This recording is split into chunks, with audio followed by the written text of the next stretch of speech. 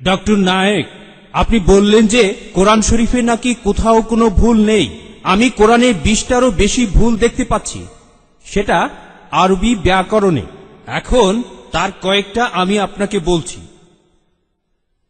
ইন্নাল্লাযীনা আমানু ওয়াল্লাযীনা হাদু ওয়াস-সাবিউন, এটা আছে সূরা বাকারায় আর সূরা হাজে। ইন্নাল্লাযীনা আমানু ওয়াল্লাযীনা হাদু ওয়াস-সাবিউন, এখানে কোনটা ঠিক, সাবিউন নাকি সাবিউন? 1 নম্বর। 2 নম্বর হলো কোরআনে আছে, হ্যাঁ, কিন্তু এছাড়াও আরো আছে। সূরা তাহার 63 নম্বর আয়াতে ইন্না হাজানি লেসাহিরান, ভুল, ইন্না হাজাইনি লেসাহিরান, এটার কি ব্যাখ্যা দেবেন?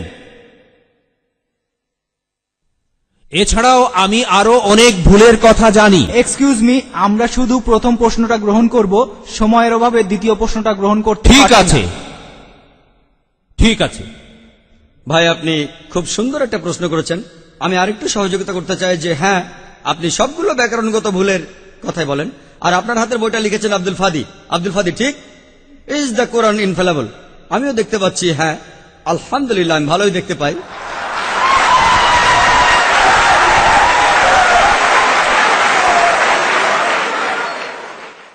আমি এই 20টা ভুলের সবগুলোর উত্তর দেব, কারণ আমি বইটা পড়েছি। আমি সবগুলোর উত্তর দেবো ইনশাল্লাহ, ইনশাল্লাহ। 1 নম্বর পয়েন্ট ভাই, 1 নম্বর পয়েন্ট, এখানে 1 নম্বর পয়েন্ট হলো যে আরবির সব ব্যাকরণ এসেছে কোরআন থেকে। কোরআন হলো সর্বোচ্চ আরবি বই, যে বইটাতে সবচেয়ে উঁচু মানের সাহিত্য আছে। আরবি ভাষার সব ব্যাকরণ এসেছে কোরআন থেকেই। কোরআন হলো ব্যাকরণের মূল গ্রন্থ, আর কোরআন যেহেতু ব্যাকরণের মূল গ্রন্থ এবং সব ব্যাকরণে এসেছে কোরআন থেকে, কোরআনে কোনো ভুল থাকতে পারে না। 1 নম্বর পয়েন্ট। 2 নম্বর পয়েন্ট, 2 নম্বর পয়েন্ট, 2 নম্বর পয়েন্ট।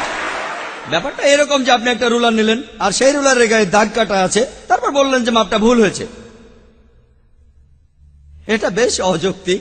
2 নম্বর পয়েন্ট, আরবে বিভিন্ন আলাদা আলাদা গোত্রে, আপনি যদি আরবি জানেন, আর ডক্টর উইলিয়াম ক্যাম্বেল আমার সাথে একমত হবেন যে আরবের গোত্রগুলোর মধ্যে ব্যাকরণ মাঝে মধ্যে বদলে যায়। কিছু কিছু আরবীয় গোত্রে যে শব্দটা স্ত্রীবাচক, অন্য আরেক গোত্রে সেটাই পুরুষবাচক। একই শব্দ, তবে গোত্রভেদে ব্যাকরণ বদল হতে থাকে, এমনকি শব্দের লিঙ্গ বদলে যায়। তাহলে আপনি কি কোরআনকে সবগুলো ব্যাকরণ দিয়ে পরীক্ষা করবেন? না। আর এছাড়াও কোরআনের ভাষা এত উঁচু মানের, এতই উঁচু মানের, এর কাছাকাছি কোনো সাহিত্য নেই। আর কোরআনের বিরুদ্ধে অনেক বই আছে, ইন্টারনেটে গেলে দেখবেন 12টা ব্যাকরণের ভুল, 21টা ব্যাকরণের ভুল, আব্দুল ফাদি 20টা ব্যাকরণের ভুল।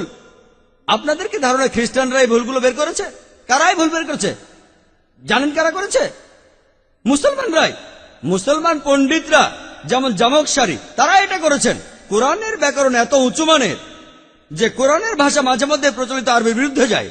কোরআনের ব্যাকরণ এত উঁচু মানের, কোরআনের ব্যাকরণ এতই উঁচু মানের, এজন্য তারা উদাহরণ দিয়েছে। আমিও কয়েকটা উদাহরণ দেব, এতে আপনারা সবগুলো উত্তর পেয়ে যাবেন। তারা উদাহরণ দিয়েছে যে কোরআনে লেখা আছে লূত আলাইহিস সালামের গোত্রের লোকজন তারা সকল নবীকে ত্যাগ করেছে। বলা আছে সব নবীকে তারা বর্জন করেছে। ডক্টর উইলিয়াম ক্যাম্বেল বললেন যে নূহ নবীর গোত্রের লোকজন তারা নবীদের ত্যাগ করেছে। আমরা ইতিহাস থেকে জানি যে মাত্র একজন নবীকে তাদের কাছে পাঠানো হয়েছিল। তাহলে এখানেও ব্যাকরণের ভুল আছে। কোরআনে বলা উচিত ছিল একজন নবীর কথা, বহুবচন না। আর আমি একমত, আর আমার আপনার মতো লোকের কাছে মনে হবে এটা ব্যাকরণের ভুল। কিন্তু যদি আপনারা আরবদের লেখা বইগুলো পড়ে থাকেন, কোরআনের আসল সৌন্দর্য কি?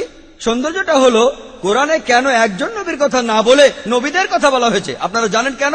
কারণ আমরা জানি যে সব নবীদের হেদায়েতের বাণী মূলত একটাই, যে ঈশ্বর একজনই, তাওহীদের বাণী, আল্লাহ সুবহানাহু ওয়া তাআলার বাণী। লূত আলাইহিস সালামের লোকজন এবং নূহ আলাইহিস সালামের লোকজন তাদের নবীকে ত্যাগ করেছিল, আর পরোক্ষভাবে নিজেদের নবীকে ত্যাগ করে তারা সব নবীদেরই ত্যাগ করেছিল।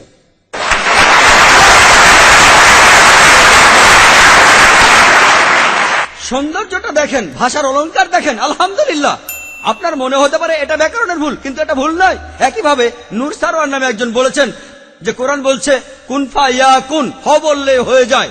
এটা নাকি হবে কুনফা কানা, হ বললে হয়ে যেত। হ্যাঁ, আরবির পাস্ট টেন্সে কুনফা কানা কুন ফায়াকুন নয়, কিন্তু কুন ফায়াকুন আরো উঁচু মানের। বলা আছে আল্লাহ তিনি ছিলেন, আছেন আর থাকবেন, অতীত, বর্তমান আর ভবিষ্যৎ। Thank you doctor Naik.